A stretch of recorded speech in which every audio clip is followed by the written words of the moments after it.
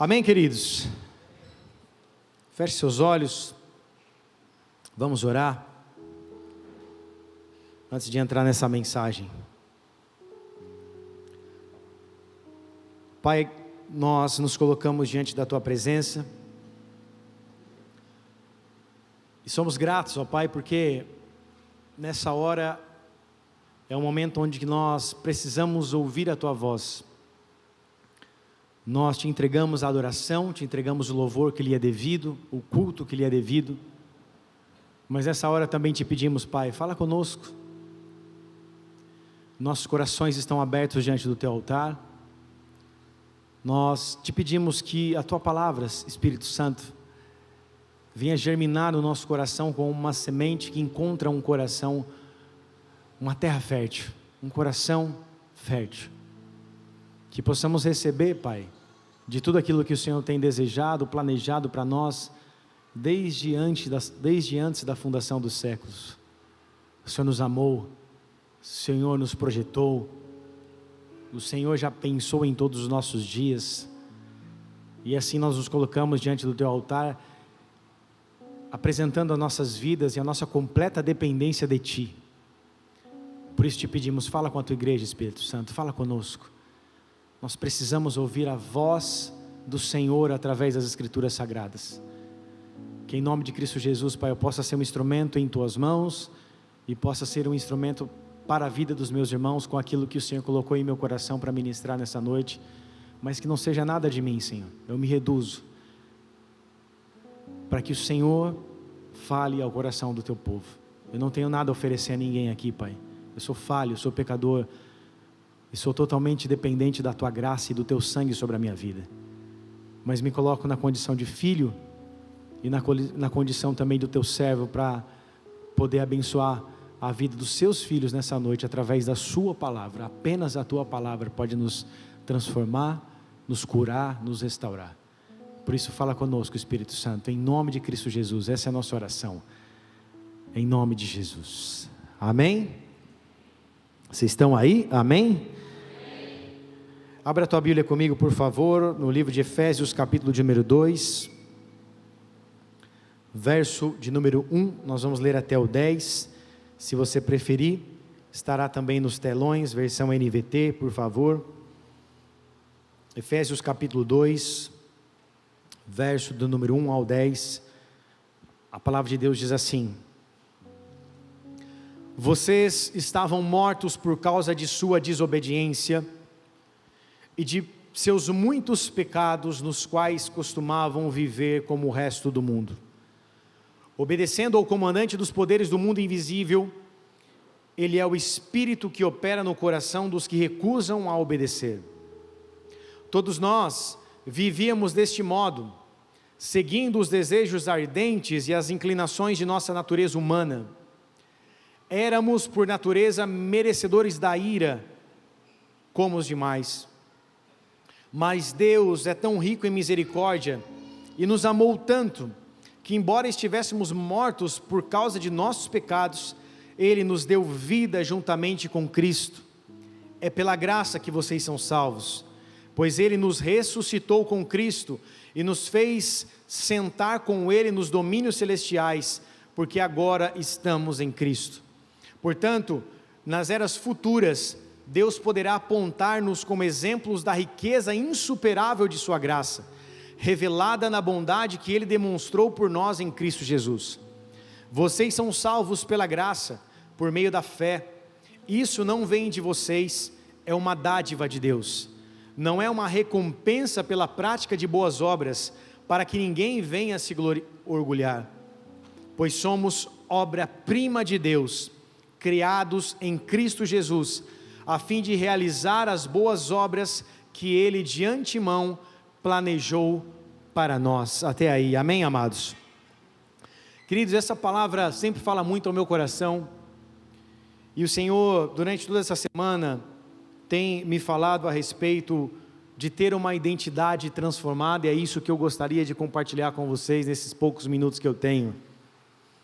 Nós recebemos a vida de Deus, nós recebemos a presença de Deus, E a Bíblia vai dizer que nós estávamos mortos para os nossos delitos e pecados. Antes de Jesus, nós éramos aqueles que estavam condenados à destruição, condenados ao inferno, condenados ali a passar uma vida completamente distante de Deus. Mas Deus, sendo rico em misericórdia, Ele envia o seu Filho Jesus para morrer na cruz por nós, e através do sangue e do sacrifício de Jesus, nós tivemos a oportunidade de receber a graça de Deus, a dádiva de Deus. Nós recebemos a misericórdia de Deus, e assim fomos tocados por Ele e fomos salvos. Quem está comigo, diga amém. A Bíblia vai dizer que nós estávamos mortos para os nossos delitos e pecados. A palavra delitos é a palavra que significa no grego cair de lado ou cair ao lado. A palavra também delito significa desvios da verdade e desvios do caminho. Então os delitos são quando nós estávamos desviados do caminho, desviados da verdade. Nós sabemos quem é a verdade. Jesus é a verdade, é o caminho, é a vida. A palavra pecado fala que nós estávamos mortos para os nossos delitos e pecados. A palavra pecado é a palavra grega chamada hamartia, que significa errar o alvo ou não ter parte. Então nós tínhamos errado o alvo de Deus, por isso nós estávamos pecando, e também nós não tínhamos parte com Ele, nós não andávamos com Ele, não éramos parte da sua família. Mas através de Jesus Cristo, através do seu amor, o verso número 4 fala assim: mas Deus é tão rico em misericórdia e nos amou tanto, deixa eu achar onde está aqui, vamos olhar para lá, mais fácil, 5, que embora estivéssemos mortos por causa de nossos pecados, Ele nos deu vida juntamente com Cristo, e é pela graça que vocês são salvos. Olha para uma pessoa bonita que está do seu lado e fala para ela assim: a graça de Deus te alcançou. Fala para ela assim: pela graça você é salvo. Amados, olha como Deus é bom. Porque pela graça nós somos salvos. A graça é o favor de Deus, o favor imerecido, é uma dádiva. A palavra grega para graça significa charis, ou significa alegria. Então Deus nos amou tanto, que Deus derramou uma alegria sobre nós, um presente sobre nós, nos dando a sua graça, a sua salvação. E graças a Deus que nós não somos salvos pelas obras, porque imagine se fosse pelas obras. Imagine a competição que seria o reino de Deus. Imagine como um gostaria de mostrar mais para Deus do que o outro do que está fazendo. Imagine as pessoas brigando entre si, dizendo: Deus, eu faço mais que o outro, então eu sou digno de ser salvo, ele não é digno porque ele faz pouco. Seria uma grande competição e seria algo totalmente destrutivo para nossas vidas. Só que Deus, em sua infinita misericórdia, Ele nos salva porque Ele nos ama. Ele envia Jesus, portanto, nos amar, e o sangue de Jesus, Ele tem poder para purificar os nossos pecados e trazer vida sobre nós, quando nós estávamos mortos. E essa vida de Deus, o zoe de Deus, a palavra vida, tem vários significados, desde o hebraico até o grego, no Novo Testamento e no Antigo Testamento. Mas a palavra vida, o significado mais forte dela no Novo Testamento é a palavra zoe. E zoe é a própria vida de Deus, é quando Deus sopra vida sobre as narinas de Adão, o próprio vento de Deus, o sopro de vida de Deus vem sobre Adão. Então o zoe é a própria vida de Deus em nós. Ele nos deu vida, não é a vida apenas de estarmos vivos, mas é uma vida de Deus, uma vida que nos completa, uma vida que nos traz plenitude, uma vida que nos faz viver como Ele viveu. Por isso é muito importante eu e você entendemos que nós estávamos perdidos, nós estávamos condenados nos nossos delitos, nos nossos desvios, nos nossos pecados, nos nossos erros que nós não tínhamos parte com Deus, mas a graça de Deus nos envolveu para um propósito. Deus nos salvou para um propósito. Deus nos salvou para que eu e você não vivêssemos as nossas vidas conforme a gente acha que é bom, mas Deus nos salvou para que eu e você pudéssemos expressar quem Ele é. Nós temos que mostrar para as pessoas, para o mundo, a manifestação daquilo que Jesus fez por nós. Nós devemos manifestar Jesus em todo o tempo, e por isso Ele nos deu a própria vida de Cristo. Jesus morre no nosso lugar, então Ele nos dá a vida de Cristo, Ele nos salva, nos dando o seu amor, derramando sobre nós o seu amor, a sua misericórdia, e Jesus ressuscita e nos dá a vida dEle. Jesus nos dá a própria vida dele, para que eu e você pudéssemos andar como ele andou, viver como ele viveu e manifestar aquilo que ele manifestou. Por isso o verso número 10 vai dizer assim: pois somos obra-prima de Deus. Será que tem uma obra-prima de Deus do seu lado? Vê se você encontra aí alguém. Com certeza você vai encontrar. A obra-prima de Deus está do teu lado. Se você está com a sua esposa do teu lado, aproveita, já fala para ela assim: você é a obra-prima de Deus para a minha vida. Olha só, você já está ganhando a tua semana e nem está começando a sua semana ainda. Mas olha, você é a obra-prima de Deus. A versão original, a versão ARA, Almeida Revisada e Atualizada, vai dizer que nós somos a feitura de Deus. Na nova versão, vai dizer que nós somos a obra-prima de Deus, criados em Cristo Jesus. Isso é extremamente importante, porque Deus nos cria para Ele, Deus nos faz para a glória dEle, Deus nos cria para um propósito. Então, se nós somos a sua obra-prima, criados em Cristo Jesus, qual é o nosso propósito? Olha o que o verso vai dizer: a fim de realizar as boas obras que Ele de antemão planejou para nós. A fim de realizar as boas obras que Ele de antemão planejou para nós. Existem boas obras que Deus planejou, que Deus preparou para nós antes mesmo da fundação dos séculos, antes mesmo de que eu e você estamos na terra.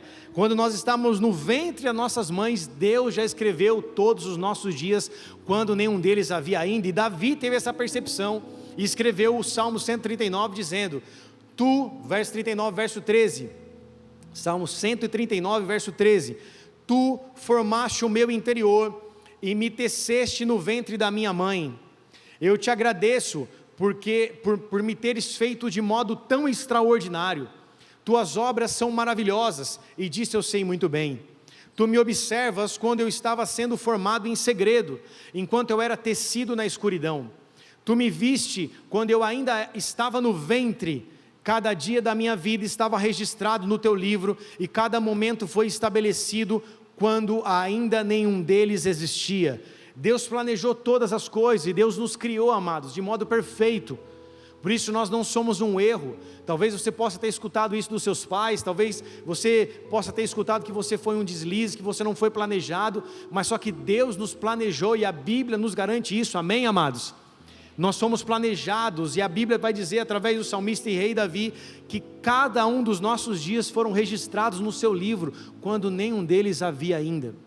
Por isso que o apóstolo Paulo vai dizer, que Ele nos fez para realizar as boas obras que de antemão Ele havia planejado, que Ele havia preparado para nós. Por isso, a partir do momento que nós recebemos a vida de Deus, existem propósitos que devem ser revelados, existem obras que precisam ser feitas, porque Jesus revelou para nós a sua vida, Jesus revelou para nós a sua salvação, Ele nos deu salvação de graça, nós não tivemos que comprar, nós não tivemos que conquistar, Ele nos salvou pela graça. E a partir do momento que somos salvos e recebemos vida, nós temos que manifestar aquilo que Ele deseja de nós, e tudo aquilo que Ele já planejou para que nós vivêssemos e andássemos aqui nessa terra. Olha para uma pessoa que está do seu lado e fala para ela: você tem propósitos. É muito genérico você dizer, ou eu dizer, que nós temos propósitos. Só que nós devemos saber, amados, que Deus colocou propósitos específicos para nossas vidas. Existem propósitos que Ele manifesta de forma congregacional para a igreja, de forma geracional sobre um povo, de forma nacional sobre uma nação, mas existem propósitos que Deus derrama sobre as nossas vidas de forma individual. E talvez um dos grandes mistérios para o ser humano é descobrir qual é o seu propósito, qual é o motivo da sua existência, por que eu estou na terra, qual é a minha missão aqui. Muitas pessoas vão buscar informações em muitos lugares a fim de descobrir qual é o seu propósito, a fim de descobrir o que elas podem executar na terra, o que elas podem fazer, o que elas podem criar, enfim, uma série de coisas. E em muitos momentos, nós paramos para ouvir muitas coisas e muitas pessoas, e não paramos para ouvir aquilo que Deus já disse ao nosso respeito. E esse é um erro que nós cometemos. Eu digo nós, porque eu também me incluo nisso. Muitas vezes nós consumimos muitas coisas, e achamos que aquilo que está sendo dito para os outros, ou de maneira geral, nós achamos que é também um propósito específico para nossas vidas. Como eu disse, existem propósitos nacionais, congregacionais, geracionais, mas existem propósitos individuais. E esse é o nosso grande desafio. Só que Jesus, amados, nos disse que nós faríamos obras maiores do que a dele. Isso significa que nós teríamos propósitos específicos, de maneira individual, para cada uma das nossas vidas. Deus nos fez de maneira única, e por isso, cada um de nós tem um propósito que Ele desenhou para nossas vidas. E Jesus, Ele nos ensina a respeito de propósito através do serviço. Jesus nos ensina através da mesa e da toalha de uma bacia, quem nós devemos ser. O mestre, sendo Senhor de tudo, ele ensina que o seu propósito era servir e não ser servido. O mestre, Senhor de tudo, se coloca de joelhos com uma bacia e uma toalha nas suas mãos, e serve os seus discípulos e dizendo: o maior do reino dos céus é o que serve. Então o propósito das nossas vidas é servir, mas servir a quem? Servir a Deus. O propósito das nossas vidas é servir o Senhor, e isso pode envolver a igreja, mas isso pode envolver outras áreas da sua vida. Servir a Deus, você pode servir a Deus no seu negócio, você pode servir a Deus na sua faculdade, você pode servir a Deus na sua família, mas o serviço para Deus não deve ser apenas algo que acontece dentro das quatro paredes da igreja.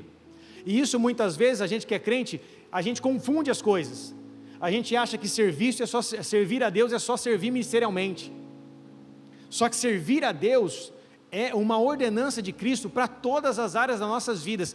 Você quer aprender o que é serviço? Se você é pai e você é mãe, você já sabe o que eu estou dizendo. Porque como nós servimos os nossos filhos, e esse é um serviço integral. Um pai nunca deixa de ser pai, uma mãe nunca deixa de ser mãe. Ela sempre está servindo os seus filhos. Eu e minha esposa sentamos para almoçar, às vezes meu filho acabou de comer, ele já pede: mãe, quero mais. A mãe levanta da mesa e vai lá servir. Depois ele senta e fala: pai, acabou meu suco. O pai vai lá e serve o suco.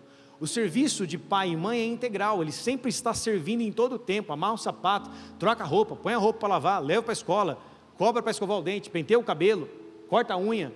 O serviço é integral. E se nós olharmos isso apenas como algo natural, estou fazendo as coisas para o meu filho, estou fazendo as coisas do meu trabalho, estou fazendo as coisas da minha casa, não seria a forma correta de pensar, porque Pedro, o apóstolo Pedro vai dizer que quando nós estamos trabalhando, ele fala assim: servir ao seu Senhor, servir ao seu trabalho, aquele que é o seu chefe, enfim, como se você estivesse servindo ao próprio Deus. Então o serviço a Deus e o serviço a Cristo, ele é contínuo. Quando você ajuda uma senhora a atravessar a rua, você está servindo a Deus.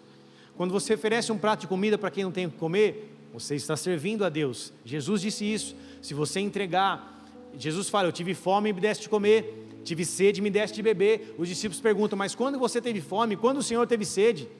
Quando você alimentou um dos pequeninos, quando você alimentou aqueles que não tinham, você estava me servindo, você estava me alimentando, você estava me dando de beber. Então constantemente eu e você somos chamados para o serviço e servir a Deus. E quando nós perdemos o nosso propósito, ou esquecemos a nossa identidade? Quando nós passamos a fazer as coisas sem saber para quem nós estamos fazendo. Muitas pessoas vão servindo a Deus, servindo a Deus, servindo a Deus, está na escala XYZ, está trabalhando na igreja, servindo, de repente ela perde o propósito. Ela já não sabe mais por que ela está aqui. Mas por que eu tenho que tocar? Mas por que eu tenho que fazer isso? Por que eu tenho que fazer aquilo? Ela perdeu o propósito. Ela teve uma mistura de identidade. E aí, onde começa a vir situações de desânimo. ela começa a se perder dentro do propósito e fala, mas por que eu estou fazendo isso? Então nós precisamos ter um senso de propósito aguçado, saber para onde nós estamos indo e para quem nós estamos fazendo. Nós estamos fazendo para Deus e é certo de que Deus irá nos recompensar. Puxa, eu fui lá, dei uma blusa para um morador de rua, ele nem obrigado falou para mim, na outra semana ele vendeu a blusa, trocou por droga. A quem você tem servido?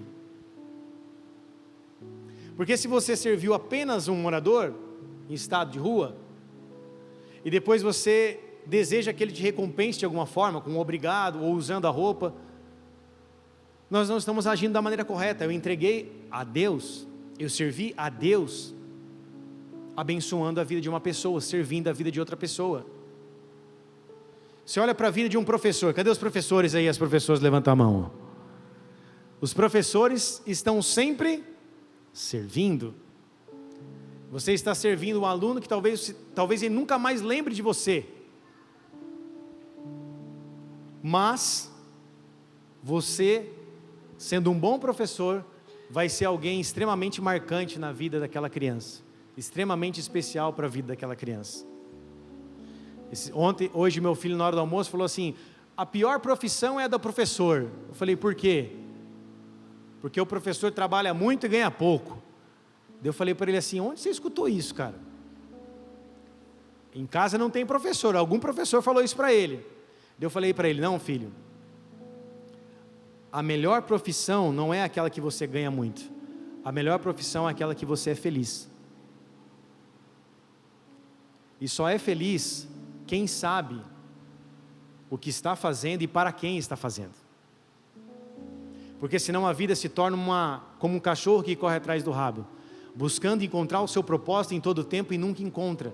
Porque o nosso propósito é revelado a partir do momento que nós encontramos a Cristo e a partir do momento que nós decidimos servir a Deus em todas as coisas. Amém, amados?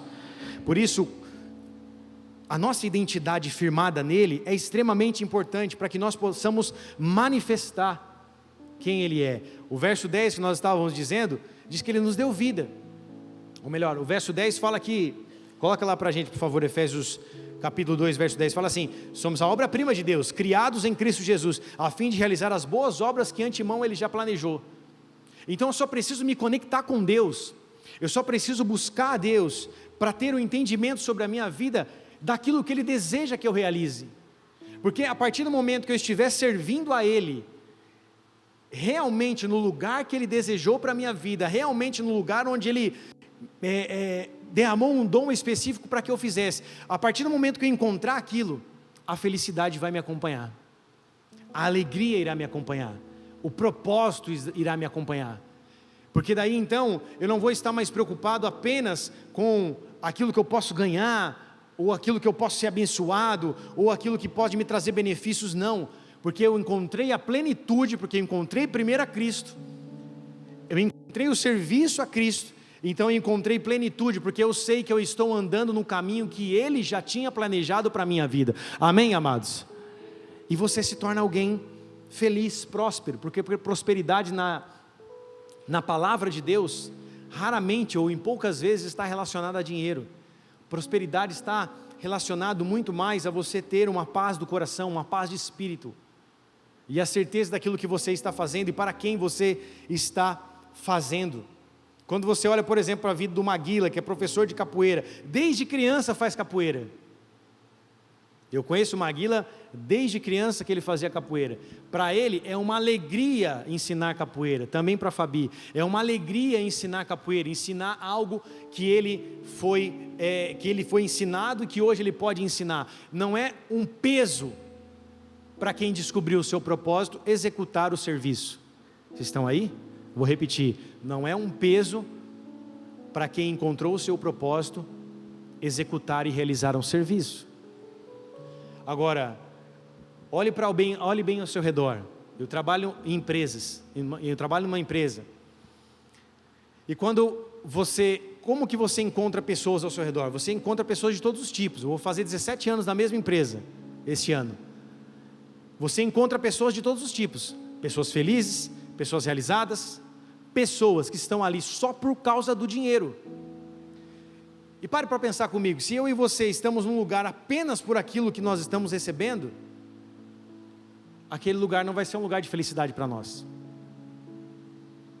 Aquele lugar não vai ser um lugar de serviço para nós, vai ser um lugar apenas de receber aquilo que Ele pode nos dar e não de doar aquilo que nós temos. Então por isso, amados, quando eu descubro a minha identidade no Senhor, quando eu descubro a minha identidade em Jesus Cristo, eu entendo que eu preciso manifestar quem Ele é, eu entendo que eu preciso realizar as obras que Ele realizou, e eu preciso andar pelo caminho que Ele já planejou para a minha vida. Pastor, mas eu não sei qual é o meu propósito. Pastor, eu não sei para aquilo que eu fui chamado, para aquilo que eu fui criado. Sirva a Deus, que no caminho do serviço você encontra o caminho do propósito. Tem pessoas que querem encontrar o caminho do propósito sentado sem fazer nada, sem servir ninguém.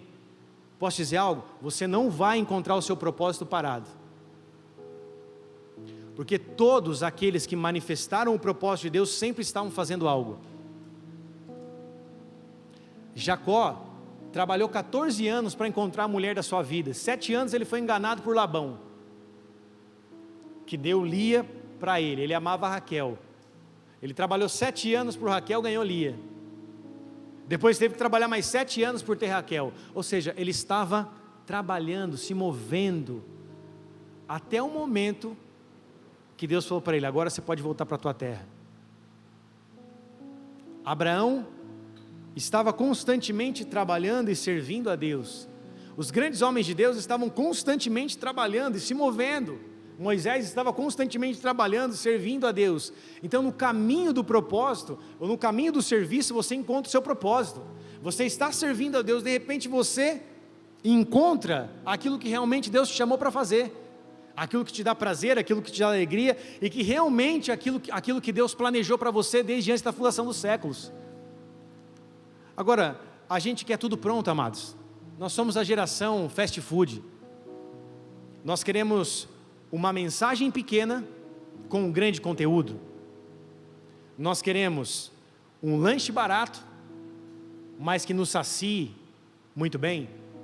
Nós queremos um vídeo curto que nos traga informação rápida. Nós somos dessa geração, e nós temos que tomar muito cuidado para não colocar Deus dentro desse pacote, porque Deus não trabalha dessa forma. Deus é um Deus de processos. A resposta de Deus às vezes demora um tempo para vir. Abraão esperou 25 anos para ter o seu filho chamado Isaac. 25 anos até a promessa se cumprir. Em muitos momentos nós temos que saber esperar, mas você vai esperar sentado no sofá da sua casa até você ter a certeza daquilo que Deus te chamou para fazer? Posso te dizer algo? Talvez você espere muito tempo e não descubra, porque talvez as nossas vidas, nós não sabemos quanto tempo nós vamos durar. Eu estou vivo hoje aqui, amanhã eu não sei. Então eu vou ficar sentado reclamando de tudo e de todos até o momento que eu tenha um start, ou que brilhe uma lâmpada em cima da minha cabeça e fale: puxa vida, é isso que eu tenho para a minha vida. Tem pessoas que esperam o tempo todo, a vida inteira, para tomar uma decisão, e às vezes já estão cansados demais, já estão atarefados demais, já estão ocupados demais, e já nem percebem aquilo que Deus tem dito a elas. De tão atarefados que estão, seus olhos estão muitas vezes fechados para aquilo que Deus está mostrando. Por isso, em Cristo Jesus e no caminho do serviço, nós descobrimos o propósito que Deus tem para nossas vidas. Por isso, amados, o serviço a Jesus vai te fazer amadurecer. Quando você serve e tem essa concepção de serviço, de servir a Cristo em todos os lugares onde você está, fazendo para Deus em todos os lugares onde você está, quando você tem essa percepção, você cresce, você amadurece. Quando você vai para a rua, por exemplo, entregar uma marmitex para quem está em morador em situação de rua, você entende que a tua vida não está tão ruim assim. Você olha e fala: puxa vida, cara, tem pessoas que estão passando por processos tão dolorosos, e quando você conhece a história, você descobre muitas vezes que às vezes o erro nem foi dela, e que levou àquela situação. Aí você olha para o teu problema que era gigante, você olha para a vida de uma pessoa que muitas vezes, como eu já vi casos, de pessoas que veio do Ceará, que veio do Nordeste, veio para cá, foi assaltado, perdeu o documento, o dinheiro que tinha. há 15, 20 anos atrás, que não tinha como ter dinheiro para comprar uma ficha para ligar para a família, que talvez nem tinha telefone, ou que eram analfabetos, que vieram para cá, tentar a sorte, tentar a vida, e que perderam tudo e que foram morar debaixo da ponte. Eu já presenciei isso, eu ouvi esse tipo de história. Aí você olha para a tua vida e você fala, meu Deus, cara, e eu aqui reclamando, e eu reclamando da comida, e eu reclamando disso, e eu reclamando daquilo. E aí você começa no trabalho, no serviço, começa a ser mais grato, agradecer um pouco mais do que Deus tem feito para a tua vida, e começa a encontrar significado. Em muitas pessoas, eu conheço muitas pessoas que encontraram o propósito da sua vida através do ministério da igreja, servindo a Deus na igreja. Elas começaram apenas fazendo algo, elas encontraram o seu propósito, e elas encontram o seu propósito, parece que algo floresce na vida da pessoa. Às vezes começa servindo no infantil, se torna um professor. Às vezes começa servindo na comunicação, se torna um designer, um fotógrafo. A pessoa cresce, ela evolui. No caminho do serviço, você descobre o seu propósito. Está comigo? Diga amém. Por isso, amados, os planos de Deus, eu estou encerrando já, os planos de Deus são sempre maiores do que os nossos. Os sonhos de Deus são sempre maiores do que os nossos, e por isso quando eu estou nele, firmado nele, eu tenho a minha identidade restaurada, eu tenho o meu propósito revelado, quando eu estou caminhando com ele e servindo a ele, em qualquer área que eu esteja. A palavra identidade, no dicionário, significa um conjunto de características que te definem. Cada um de nós tem a sua própria identidade. A identidade é emocional, nós temos a nossa identidade física, corte de cabelo, estilo de roupa, isso também demonstra um pouco mais a nossa identidade. Só que eu e você precisamos entender que Jesus e a obra da cruz define quem nós somos para Ele. Vira para a pessoa que está mais bonita do seu lado e fala para ela assim: a palavra de Deus te define como filho amado. E essa é uma identidade que ninguém pode nos tirar. Nós podemos usar camisa amarela, o cabelo colorido, pode usar o cabelo raspado, pode não ter cabelo, pode usar boné, não importa. Deus nos define, Deus derrama a sua identidade sobre as nossas vidas como filhos. Filhos perdoados, filhos curados, filhos amados. Porque em alguns momentos nós temos ali dificuldade de entender quem nós somos, porque ainda não encontramos Ele por completo. Quando nós encontramos Ele por completo, e quando nós permitimos que Jesus transforme as nossas vidas por completo, a minha vida se torna uma antes de Cristo e outra depois dele. Quem aqui pode dizer que já mudou muito depois de Jesus? Tem gente que fica até bem mais bonito, sabia disso? Tem gente que fica até mais bonito, mais cheiroso depois de Jesus. Transforma tanto. Deus faz uma obra tão grande que ela é tocada em várias áreas. Eu posso dizer por mim, se você olhar minha foto de 15 anos atrás, você vai falar: meu Deus do céu. Você olha de 10 anos atrás e fala: até eu me assusto tem hora. E Deus muda por completo, porque Ele derrama sobre nós uma alegria que é resplandecida através do sorriso do nosso rosto, também, amados. Até o olhar muda. Quando você está feliz, teu olho brilha. E o teu olho brilha quando você encontra Jesus, encontra o seu propósito nele. É aquilo que te motiva, é aquilo que te move, porque você está apaixonado por aquilo. Por isso que a Bíblia vai dizer que nós não devemos abandonar o primeiro amor. Por isso que Deus diz, Jesus disse a uma das igrejas: tenho contra ti que abandonaste o primeiro amor.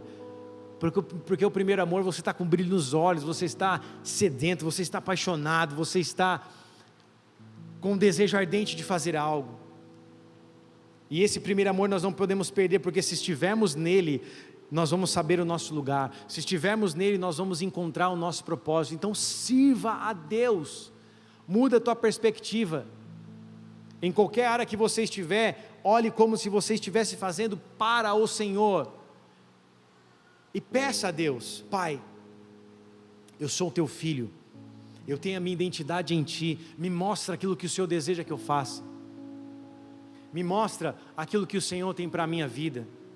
Muitas vezes o teu propósito está relacionado com as suas habilidades, com aquilo que você sabe fazer muito bem, com as suas individualidades. Analise a tua vida, coloque num papel, veja aquilo que você tem facilidade de fazer, veja aquilo que você faz melhor que as outras pessoas. Não é porque você é o bonzão, não, é porque Deus te deu uma individualidade, algo que é teu. Ai, pastor, eu gosto muito de orar. Eu, quando fecho os olhos para orar, às vezes eu passo 1 hora orando. Cara, Deus te chamou para ser um atalaia, Deus te chamou para ser um vigia, Deus te chamou para ser um intercessor, Deus te chamou para ser um profeta. Ora, coloca a tua vida diante de Deus, peça ao Deus que revele quais são os propósitos. Deus vai trazer nomes sobre a tua cabeça, Deus vai trazer pessoas sobre a tua cabeça para que você ore e que essas vidas sejam salvas em nome de Jesus através da tua oração, amém, amados? Você olha para as senhoras do coque, da Igreja Assembleia de Deus, há 10, 20 anos atrás, foram mulheres que encontraram os seus propósitos, foram mulheres que encontraram na oração o seu propósito, e tem um prazer, um privilégio, de serem essas guerreiras, essas intercessoras, mas elas encontraram no serviço o seu propósito. Elas amam a Deus e elas rompem a barreira do céu, elas rompem ali muitas vezes aquilo que está travado, elas rompem em oração e conseguem acessar a presença de Deus e derramar sobre a vida de muitas pessoas respostas que aquelas pessoas estavam esperando. Mas talvez nessa geração você seja um homem, uma mulher chamada por Deus para ser um guerreiro e uma guerreira de oração que vai alcançar a tua família, que vai alcançar a tua casa, que vai alcançar os teus amigos através do poder da oração que Deus colocou sobre a tua vida, amém, amados? Então existem coisas que Deus colocou e derramou sobre você, e o tempo está curto, você precisa descobrir isso logo, você precisa caminhar logo para você encontrar isso o mais rápido possível. Como que eu sabia? Às vezes um jovem me perguntou esses dias: pastor, como que você descobriu que você seria pastor? Cara, eu não descobri, eu fui fazendo, Deus me mostrou a partir do momento que eu comecei a fazer. Eu comecei a servir a Deus, e começou a vir uma paixão pela minha vida, de pregar a palavra. Só que essa paixão, mesmo sem eu saber, já existia quando eu estava desviado, porque eu estava desviado dos caminhos do Senhor, mas lia a Bíblia todo dia. E eu comecei a ter essa paixão pela palavra, de ler a palavra, só que isso só foi ser descoberto, eu só fui descobrir isso servindo. E quando eu menos esperei, de repente eu estava ministrando uma célula, pregando a palavra. Sabia que a primeira vez que eu preguei o Evangelho foi de surpresa? Nós estávamos numa célula lá no 9 de julho, a primeira célula da igreja, a primeira célula como núcleo. Nós éramos um pontinho bem pequenininho, na frente do Parque dos Eucaliptos. Aí o Olavo, que era o meu líder de célula, falou assim: eu vou lá comprar uns pães, e aí você prega a palavra, você entrega a mensagem. Só que eu não tinha me preparado, eu não tinha um esboço, eu não tinha nada, eu fui lá para receber. Eu fui lá como uma ovelha, como eu sempre fui. E ele falou, o texto que foi pregado foi Salmos 133. E aí eu fui, tem uma foto minha assim, de shortão, camisetão, uma correntona de prata, recém-convertido, no meio de todo mundo, fui lá, abri a Bíblia e preguei. Estava preparado? Não estava, mas aquilo foi uma resposta de Deus para a minha vida. Deus estava começando a fazer algo novo. Foi de surpresa? Foi, mas Deus nunca é pego de surpresa, amém, amados? Deus já tinha planejado aquele dia, Deus já tinha sonhado com aquele dia, e da mesma forma é com a tua vida. Deus já sonhou para os lugares onde Ele já te colocou e para os lugares onde Ele quer te colocar, mas vai servindo, vai fazendo o teu melhor, onde você estiver, que no caminho você vai encontrar aquilo que te faz sorrir, aquilo que brilha os teus olhos, aquilo que queima o teu coração. Hoje eu posso te dizer, eu tenho a plena certeza de que eu fui chamado para ser um pastor. Eu amo vidas, eu amo a igreja, eu amo servir a Deus, eu amo estar com pessoas, eu amo cuidar de pessoas. Eu não fico triste quando eu fico ouvindo problemas, fazem parte também da minha vida. Eu gosto de resolver problemas, isso faz parte também do meu ministério, de ajudar as pessoas, de pregar a palavra. Se me deixar, eu fico pregando aqui até, porque eu amo o que eu faço. Eu quero profetizar sobre a tua vida. Levante suas mãos aos céus. Que em nome de Cristo Jesus, no meio do caminho do serviço, você vai encontrar o propósito de Deus sobre a tua vida, que você vai amar aquilo que você vai fazer para Deus, em nome de Jesus. Eu quero profetizar, Pai, em nome de Jesus, que o Senhor coloque brilho nos olhos dos seus filhos. Pai, que o Senhor coloque uma paixão por te servir. Que eles encontrem, Senhor, os propósitos deles, que eles encontrem, Pai, aquilo que eles foram chamados para fazer, que eles encontrem, Pai, em nome de Jesus, aquilo que o Senhor planejou desde antes da fundação do século sobre a vida de cada um dos seus filhos, em nome de Jesus. Você pode aplaudir o Senhor? Feche seus olhos, curva a sua cabeça.